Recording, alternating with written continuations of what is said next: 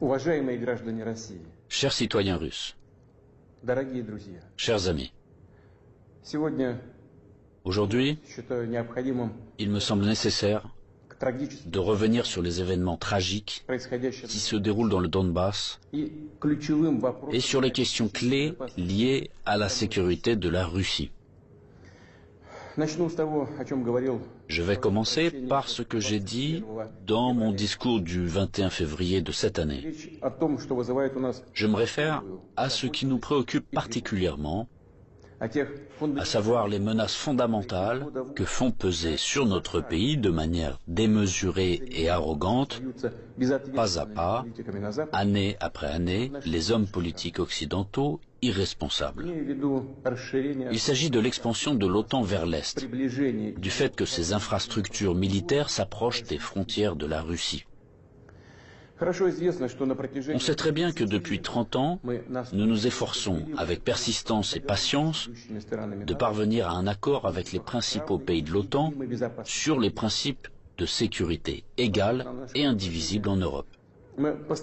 En réponse à nos propositions, ça n'a toujours été que soit des tromperies et des mensonges cyniques, ou des tentatives de pression et de chantage, alors que l'Alliance Atlantique, malgré toutes nos protestations et préoccupations, ne cesse de s'élargir. La machine de guerre est en marche, et, je le répète, elle s'approche très près de nos frontières. Pourquoi tout cela arrive-t-il? Pourquoi cette attitude arrogante consistant à parler dans l'optique de sa propre exclusivité, infaillibilité et permissivité? D'où vient cette attitude indifférente et dédaigneuse à l'égard de nos intérêts et de nos demandes absolument légitimes? La réponse est claire. Tout est clair et évident. L'Union soviétique s'est affaiblie à la fin des années 80, puis elle s'est effondrée. Tout ce qui s'est passé à l'époque est une bonne leçon pour nous aujourd'hui. Cela a mis en exergue que la paralysie du pouvoir et de la volonté est le premier pas vers la dégradation complète et l'oubli. Dès que nous avons perdu notre confiance en nous-mêmes, un certain temps, l'équilibre des pouvoirs dans le monde a été rompu. Cela a conduit à une situation où les traités et accords existants ne sont plus réellement en vigueur. La persuasion et les demandes n'ont aucun effet. Tout ce qui ne convient pas aux détenteurs de l'hégémonie, aux grands de ce monde, est qualifié d'archaïque, obsolète et inutile. Et inversement, tout ce qui leur semble avantageux est présenté comme la vérité ultime, est imposé à tout prix, de manière insolente, par tous les moyens. Ceux qui ne sont pas d'accord finissent à genoux. Ce dont je parle maintenant ne concerne pas seulement la Russie, et nous ne sommes pas les seuls à être préoccupés par cela. Il s'agit de l'ensemble du système de relations internationales, et parfois même les alliés des États-Unis eux-mêmes. Après l'effondrement de l'URSS, le monde a été de fait remodelé et les normes établies du droit international, dont les principales, fondamentales, ont été adoptées à la fin de la Seconde Guerre mondiale et ont largement consolidé ces résultats, ont commencé à gêner ceux qui se sont déclarés vainqueurs de la guerre froide. Bien sûr, dans la vie pratique, dans les relations internationales, dans les règles pour les organiser, il était nécessaire de prendre en compte les changements de la situation dans le monde et de l'équilibre même des forces. Mais cela aurait dû être fait de manière professionnelle, progressivement, avec patience, en prenant en compte et en respectant les intérêts de tous les pays, et en pleine conscience de leurs responsabilités. Or non, en raison de l'euphorie due à la supériorité absolue, d'une sorte de forme moderne d'absolutisme, et dans le contexte d'un faible niveau de culture générale et de fatuité de ceux qui ont préparé, pris et promu des décisions qui étaient rentables uniquement pour eux-mêmes, la situation a pris une tournure différente. Voici des exemples tout trouvés. Tout d'abord, sans aucune autorisation du Conseil de sécurité de l'ONU, ils ont mené une opération militaire sanglante contre Belgrade. Ils ont utilisé des avions, des missiles en plein cœur de l'Europe. Plusieurs semaines de bombardements continus sur des villes pacifiques, sur des infrastructures vitales. Il est nécessaire de rappeler ces faits, car certains collègues occidentaux n'aiment pas se souvenir de ces événements. Et quand nous en parlons, ils préfèrent faire référence non pas aux normes du droit international, mais aux circonstances qu'ils interprètent comme ils l'estiment nécessaires. Puis est venu le tour de l'Irak, de la Libye et de la Syrie. L'utilisation illégitime de la force militaire contre la Libye, la dénaturation de toutes les décisions du Conseil de sécurité de l'ONU sur la question libyenne ont conduit à la destruction complète de l'État, au fait qu'un énorme foyer de terrorisme international est apparu, au fait que le pays s'est trouvé plongé dans une catastrophe humanitaire dans l'abîme de la guerre civile qui a duré plusieurs années et se poursuit encore, la tragédie à laquelle des centaines de milliers, des millions de personnes ont été condamnées, non seulement en Libye, mais dans toute cette région, a provoqué un exode migratoire massif de l'Afrique du Nord et du Moyen-Orient vers l'Europe. Un sort similaire a été réservé à la Syrie. Les opérations militaires de la coalition occidentale sur le territoire de ce pays, sans le consentement du gouvernement syrien et sans la sanction du Conseil de sécurité de l'ONU, ne sont rien d'autre qu'une agression, une intervention. Cependant, l'invasion de l'Irak, qui n'avait aucun fondement juridique non plus, occupe une place particulière. Comme prétexte, ils ont choisi les prétendues informations fiables dont auraient disposé les États-Unis sur la présence d'armes de destruction massive en Irak. Pour preuve, le secrétaire d'État américain agitait publiquement devant le monde entier un tube rempli de poudre blanche assurant tout le monde qu'il s'agissait d'une arme chimique en cours de développement en Irak. Et puis il s'est avéré que tout cela était une manipulation, du bluff. Il n'y avait pas d'armes chimiques en Irak. C'est incroyable, surprenant, mais le fait est là. Il y a eu des mensonges au plus haut niveau étatique et du haut de la tribune de l'ONU. Et en conséquence de cela, il y a eu des sacrifices énormes, des destructions, une progression incroyable de terrorisme. En fait, on a l'impression que pratiquement partout, dans de nombreuses régions dans le monde, là où l'Occident vient mettre en place son ordre, cela se termine en blessures sanglantes qui ne cicatrisent pas, en plaies que sont le terrorisme international et l'extrémisme. Tout ce que j'ai évoqué en est l'exemple le plus flagrant, mais ce n'est en aucun cas le seul exemple du mépris du droit international. S'ajoutent à cela les promesses faites à notre pays de ne pas étendre l'OTAN d'un pouce vers l'Est. Je le répète, ils ont menti, ou en termes populaires, ils nous ont tout simplement arnaqués. Oui, on entend souvent dire que la politique est quelque chose de sale, peut-être, mais quand même pas à ce niveau-là. Après tout, un tel comportement de tricheur contredit non seulement les principes des relations internationales, mais surtout les normes de moralité et d'éthique généralement reconnues. Où sont la justice et la vérité ici? Ce ne sont que des mensonges et de l'hypocrisie. Par ailleurs, des hommes politiques, des politologues et des journalistes américains eux-mêmes écrivent et parlent du fait qu'un véritable empire du mensonge a été créé aux États-Unis ces dernières années. Difficile de ne pas être d'accord avec ça, c'est ainsi. Mais il ne faut pas jouer les modestes. Les États-Unis restent un grand pays, une puissance avec un rôle moteur. Tous leurs satellites non seulement leur donnent raison, avec résignation et humilité, ils se joignent à leur rhétorique pour n'importe quelle raison, mais ils copient également leur comportement. Ils acceptent avec enthousiasme les règles proposées. Par conséquent, nous avons toutes les raisons d'affirmer avec certitude que l'ensemble de ce qu'on appelle le bloc occidental, formé par les États-Unis à leur image, est dans cet ensemble cet empire du mensonge. Quant à notre pays, après l'effondrement de l'URSS, malgré toute l'ouverture sans précédent de la nouvelle Russie moderne, la volonté de coopérer honnêtement avec les États-Unis et d'autres partenaires occidentaux, et dans les conditions d'un désarmement quasi unilatéral, Ils ont immédiatement essayé d'aller jusqu'au bout, de nous achever, de nous détruire complètement. C'est exactement ce qui s'est passé dans les années 90, au début des années 2000, lorsque l'Occident, dit collectif, a soutenu très activement le séparatisme et les gangs de mercenaires dans le sud de la Russie. Quels sacrifices, quelles pertes, tout cela nous a-t-il alors causé? Quelles épreuves avons-nous dû traverser avant de briser définitivement le terrorisme international dans le Caucase? Nous nous en souvenons et nous ne l'oublierons jamais.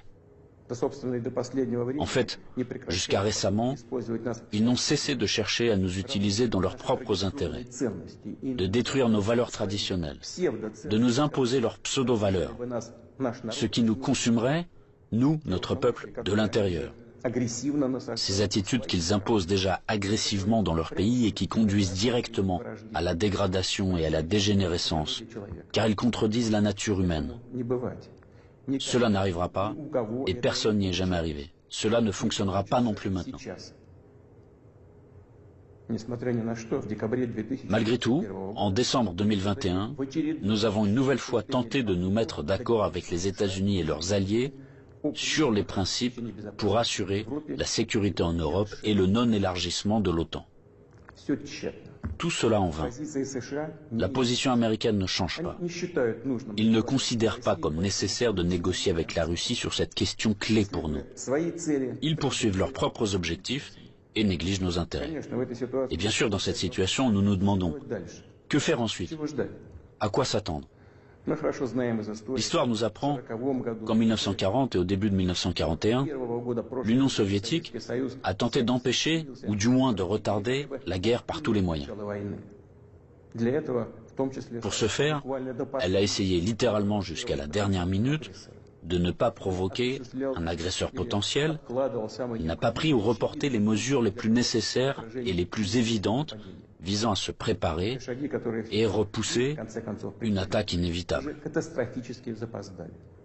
Et les mesures qui ont finalement été prises étaient dramatiquement tardives. En conséquence, le pays n'était pas prêt à faire face à pleine capacité à l'invasion de l'Allemagne nazie qui attaquait notre patrie sans déclaration de guerre le 22 juin 1941. L'ennemi a été arrêté, puis écrasé, mais à un coût colossal. La tentative d'amadouer l'agresseur à la veille de la Grande Guerre patriotique s'est avérée être une erreur qui a coûté cher à notre peuple. Au cours des premiers mois de la guerre, nous avons perdu de vastes territoires stratégiquement importants et des millions de personnes. Nous ne ferons pas une telle erreur une deuxième fois. Nous n'en avons pas le droit. Ceux qui revendiquent la domination mondiale publiquement, en toute impunité et, je le souligne, sans aucune justification, nous déclarent, nous, la Russie, leur ennemi. En effet, ils disposent aujourd'hui de grandes capacités financières, scientifiques, technologiques et militaires.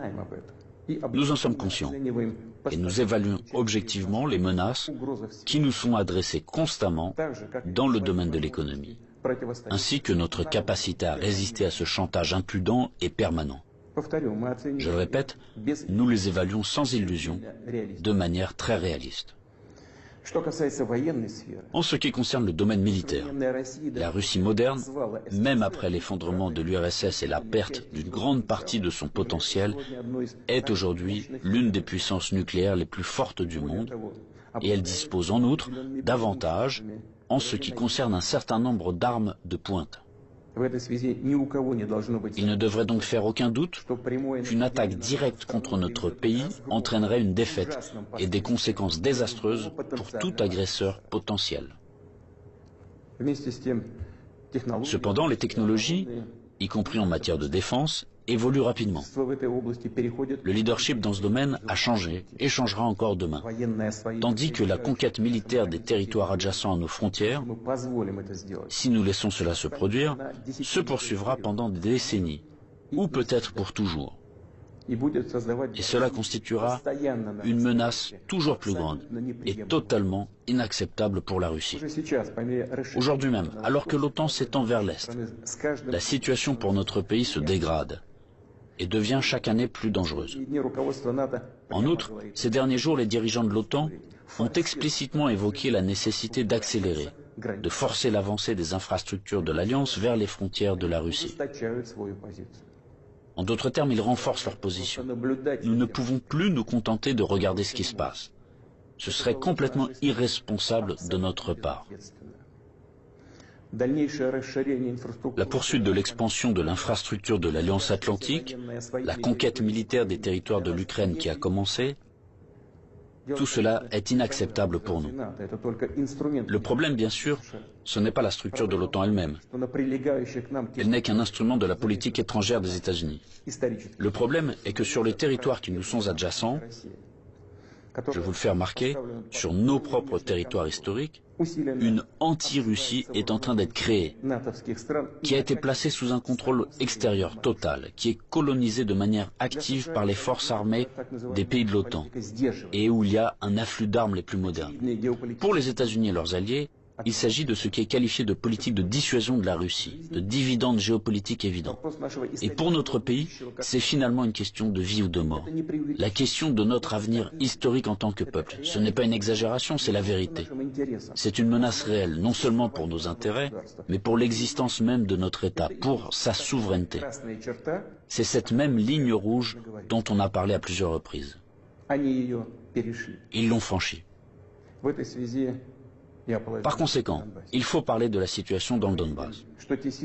Nous voyons que les forces qui ont effectué un coup d'État en Ukraine en 2014 ont pris le pouvoir et le conservent, de fait, à l'aide de procédures électorales décoratives et ont finalement renoncé à un règlement pacifique du conflit. Pendant 8 années infiniment longues, nous avons fait tout notre possible pour que la situation soit résolue par des moyens pacifiques et politiques. Tout cela en vain. Comme je l'ai dit dans mon précédent discours, on ne peut pas regarder sans compassion ce qui se passe là-bas. Il n'était tout simplement plus possible de supporter tout cela. Il était nécessaire de mettre fin immédiatement à ce cauchemar, au génocide des millions de personnes qui y vivent, dont le seul espoir est la Russie, dont le seul espoir est en nous.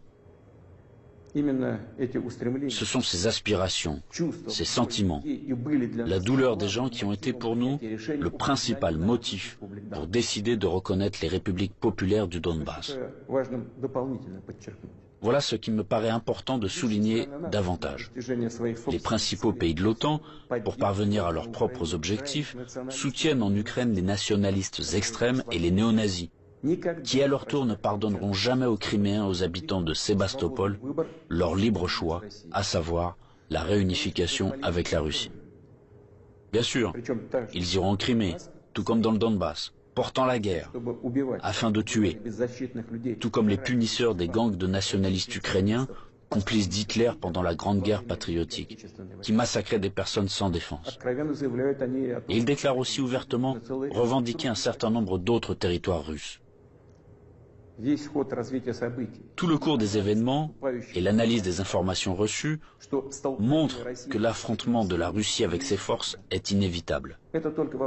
Ce n'est qu'une question de temps. Ils se préparent, ils attendent le moment favorable. Maintenant, ils revendiquent également la possession d'armes nucléaires. Nous ne laisserons pas faire ça. Comme je l'ai déjà mentionné auparavant, après l'effondrement de l'URSS, la Russie a accepté de nouvelles réalités géopolitiques. Nous respectons et nous traiterons avec respect tous les pays nouvellement formés dans l'espace post-soviétique. Nous respectons et respecterons leur souveraineté, comme en témoigne l'aide que nous avons apportée au Kazakhstan, qui a fait face à des événements tragiques et à un défi lancé à son statut d'État et à son intégrité. Mais la Russie ne peut pas se sentir en sécurité, se développer, exister avec une menace constante venant du territoire de l'Ukraine contemporaine. Je rappelle que dans les années 2000-2005, nous avons riposté militairement aux terroristes du Caucase, défendu l'intégrité de notre État, préservé la Russie. En 2014, nous avons soutenu les Criméens et les résidents de Sébastopol. En 2015, nous avons utilisé les forces armées pour mettre un obstacle sûr à l'infiltration de terroristes de Syrie en Russie. Nous n'avions pas d'autre moyen de nous protéger. La même chose se produit à l'heure actuelle. On ne nous a tout simplement pas laissé d'autres possibilités de protéger la Russie, notre peuple, à l'exception de celles que nous devrons utiliser aujourd'hui. Les circonstances exigent que nous prenions des mesures décisives et immédiates. Les républiques populaires du Donbass ont demandé de l'aide à la Russie. À cet égard, conformément à l'article 51, partie 7 de la Charte des Nations Unies, conformément à l'autorisation votée par le Sénat de la Fédération de Russie et en application des traités d'amitié et d'assistance mutuelle avec la République populaire de Donetsk et la République populaire de Lugansk, ratifiés par l'Assemblée fédérale le 22 février dernier, j'ai décidé de mener une opération militaire spéciale. Son objectif est de protéger les personnes qui souffrent des abus et du génocide de la part du régime de Kiev depuis 8 ans. À cette fin, nous nous efforcerons de démilitariser et de dénazifier l'Ukraine et de poursuivre en justice ceux qui ont commis des crimes nombreux et sanglants contre des civils, y compris des citoyens de la Fédération de Russie. Dans le même temps, nous ne planifions pas d'occuper des territoires ukrainiens. Nous n'avons pas l'intention d'imposer quoi que ce soit à qui que ce soit par la force. Cependant, nous entendons de plus en plus souvent dire en Occident que les documents signés par le régime totalitaire soviétique qui instaurèrent les résultats de la Seconde Guerre mondiale ne devraient plus être appliqués. Eh bien, quelle est la réponse à cette question? Les résultats de la Seconde Guerre mondiale sont sacrés, tout comme les sacrifices de notre peuple sur l'autel de la victoire sur le nazisme. Et cela ne contredit pas les hautes valeurs des droits de l'homme et des libertés fondées sur les réalités de toutes les décennies d'après-guerre. Cela n'annule pas non plus le droit des peuples à l'autodétermination stipulé par l'article 1er de la Charte des Nations Unies. Je tiens à vous rappeler que, ni lors de la création de l'URSS, ni après la Seconde Guerre mondiale, personne n'a jamais demandé aux habitants de certains territoires faisant partie de l'Ukraine d'alors comment ils voulaient eux-mêmes organiser leur vie. Notre politique est fondée sur la liberté de choix, permettant à chacun de déterminer en toute indépendance son propre avenir et celui de ses enfants. Et nous considérons qu'il est important que ce droit, le droit de faire son choix, puisse être exercé par tous les peuples vivant sur le territoire de l'Ukraine contemporaine, par tous ceux qui le souhaitent. À cet égard, je m'adresse également aux citoyens ukrainiens. En 2014, la Russie a été obligée de protéger les habitants de Crimée et de Sébastopol de ceux que vous traitez vous-même de nazis. Les habitants de Crimée et de Sébastopol ont choisi de rejoindre leur patrie historique, la Russie, et nous l'avons soutenu. Je le répète, il était tout simplement impossible de faire autrement. Les événements d'aujourd'hui ne sont pas liés à la volonté de porter atteinte aux intérêts de l'Ukraine et du peuple ukrainien. Ils sont liés à la nécessité de protéger la Russie elle-même contre ceux qui ont pris l'Ukraine en otage et tentent de l'utiliser contre notre pays et son peuple. Je le répète, nos actions relèvent de l'autodéfense, contre les menaces qui pèsent sur nous et contre un désastre encore plus grave que celui d'aujourd'hui. Aussi difficile que cela puisse être, je vous demande de le comprendre et je vous appelle à la coopération pour tourner au plus vite cette page tragique et avancer ensemble, pour ne permettre à personne de s'immiscer dans nos affaires, dans nos relations, mais les développer de manière indépendante, afin que cela réunisse les conditions nécessaires à la résolution de tous les problèmes et, malgré l'existence de frontières entre les États, nous renforcerait de l'intérieur comme si nous ne formions qu'un. Je crois en cela. Je crois que tel est notre avenir. Je dois également m'adresser aux militaires des forces armées ukrainiennes. Chers camarades, ce n'est pas pour que les néo-nazis d'aujourd'hui prennent le pouvoir en Ukraine que vos pères, vos grands-pères, vos arrière-grands-pères se sont battus contre les nazis en défendant notre patrie commune. Vous avez prêté serment d'allégeance au peuple ukrainien et non à la junte hostile au peuple qui pille l'Ukraine et persécute ce même peuple. Ne suivez pas ces ordres criminels. Je vous exhorte à déposer les armes immédiatement et à rentrer chez vous. Je tiens à le préciser, tous les militaires de l'armée ukrainienne qui obéissent à cette exigence pourront librement quitter la zone des hostilités et retourner auprès de leur famille. Une fois de plus, j'insiste fortement. Toute responsabilité pour une éventuelle effusion de sang reposera entièrement sur la conscience du régime au pouvoir sur le territoire de l'Ukraine. Maintenant, quelques mots importants, très importants, pour ceux qui seraient tentés de s'ingérer dans les événements en cours.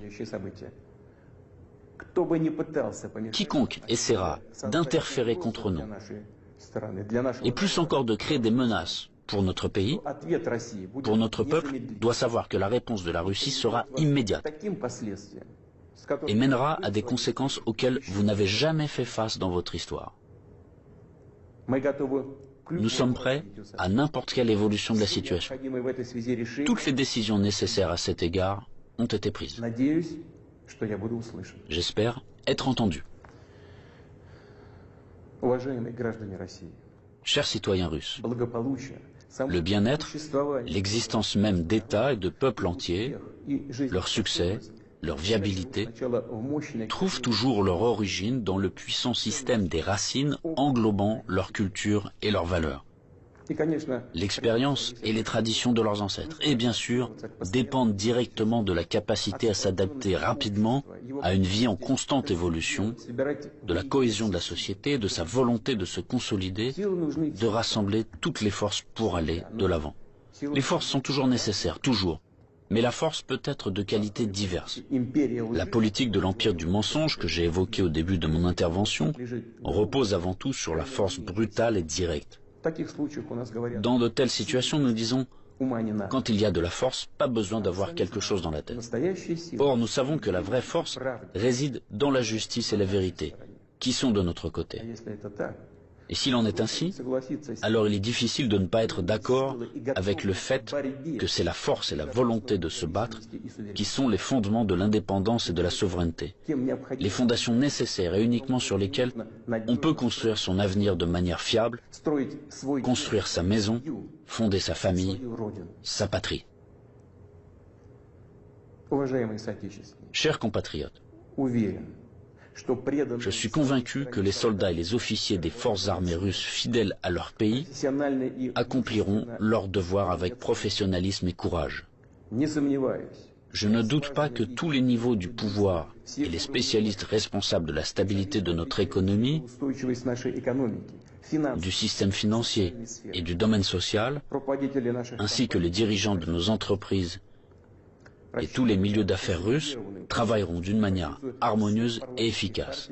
Je compte sur une position consolidée patriotique de tous les partis représentés au Parlement et des forces publiques.